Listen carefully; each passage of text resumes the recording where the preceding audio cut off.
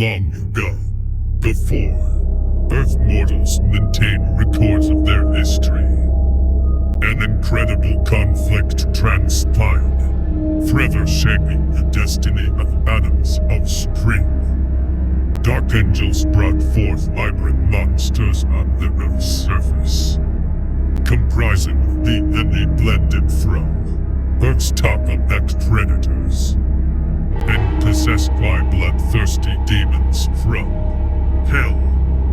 The angels call these abominations hellhounds, but some mortals call them dogmen. While perusing the internet, I found a startling discovery on an otherwise nondescript travel blog and a backwater website. I wanted nothing to do with dogmen at the time and wanted to fill my time studying African folklore and mythology, and that is when I discovered the Werehyenas of Ethiopia. As the travel entry states, the Werehyenas are grave robbers and will destruct anything that comes in their way. They have a rotten smell, bury their victims alive, only to return later when hungry, and their shrill laugh can be heard from miles away. Let's take a look at the highlighted section a little bit closer. Ethiopian Werehyenas are grave robbers. Ethiopian Werehyenas will destroy anything that comes in their way. Ethiopian Werehyenas have a rotten smell. Ethiopian Werehyenas bury their victims alive. Ethiopian Werehyenas return to their buried food later when they're hungry. Werehyenas vocalize in noises that sound like laughter. Their laughter is described as shrill. Their vocalizations can be heard from miles away. Descriptions similar to American Dogmen can be observed. Ethiopian Werehyenas will destroy anything that comes in their way. Ethiopian Werehyenas have a rotten smell. Werehyenas vocalize in noises that sound like laughter. Their laughter is described as shrill. Their vocalizations can be heard from miles away. Perhaps the sound was similar to the ones recorded in the attached videos. Be sure to check them out in the description section. Unique descriptions of these dogmen-like creatures found in this article, per my research thus far, include the following. Ethiopian Werehyenas are grave robbers. Ethiopian Werehyenas bury their victims alive. Ethiopian Werehyenas return to their buried food later when they're hungry. Perhaps it is possible that dogmen rove the lands of Ethiopia. Perhaps these Ethiopian dogmen maintained many of their canine features in burying and retrieving their food, except on a much larger scale. This is the only instance I've seen so far in my readings that dogmen have buried humans alive the way a pet dog buries a bone. Perhaps retrieving buried corpses is similar behavior to grave robbing. I wonder if these creatures sought out human graves as they would seek out their own buried food supply. Enter the Naysayer. Fight! You think you're onto something, don't ya? The dogmen are myths, fables, just like the bogus article you just read. Where'd you get that from? Why don't you produce some more quality sources, mate? Why haven't I heard about these Werehyenas or seen a dogman?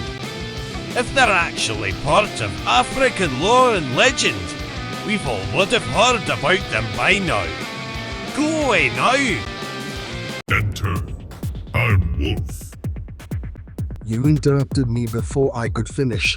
Next step would be to corroborate this random travel article with other sources. Would you be willing to go to the library with me to read some books on African history? I promise we will try to search the World Wide Web for some good sources as well. I don't know why you've never seen a dogman, and I pray to God you never will. As far as your ignorance of African history, you're not going to like the answer. Most Western culture leaders hate Africa, and would rather mock and criticize me for studying its cultures, like you are right now. But a dogman! You can't expect me to believe that giant werewolves have been walking the earth for thousands of years, just because a few people on the internet told you they're real. Then treat them like they're unreal and an object of folklore research. Become a folklorist. Study stories about dogmen like you're an anthropologist trying to understand a foreign tribe. Be respectful, but fill your heart and mind with new information. Even you yourself admit to not knowing that much about African folklore. Perhaps I am wrong, but my God, you do not want me to be right. If you want nothing to do with my studies, then you be the one to go along your way, and allow me to read my travel articles in peace. Perhaps there is some merit in what you're saying, but I will never believe they are real. The evidence just isn't there. But your channel shall entertain me at the very least. I won't go to the library with you, but I will sit back and see what you come up with. Get on with it then. I'm getting on with it then. The purpose of this video is to set up the research problem. In a separate video, we shall explore some sources together. I propose we explore Ethiopian mythology, and we can also search the web for werehyenas as well.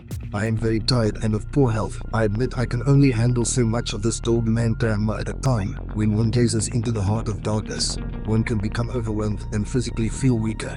I don't expect you to understand. If all you do is smoke and cope with your reality by indulging in mindless entertainment, pornography, the latest hot story on the front page of the news, then it doesn't matter. Sometimes I like to unplug and just listen to some sick beats for a moment, but eventually, always, inevitably, I come back to Dogman research. Have you ever felt like you had a calling, something beckoning you to look into something further? You're not sure why at first, but you choose to check it out anyways, though others mock and criticize you. Is that why you're such a naysayer? Did someone hurt you in your past and keep you from pursuing your own calling, interests, passions, and desires? Let's not make this about me, mate. Just roll the end card and make the next video, lad.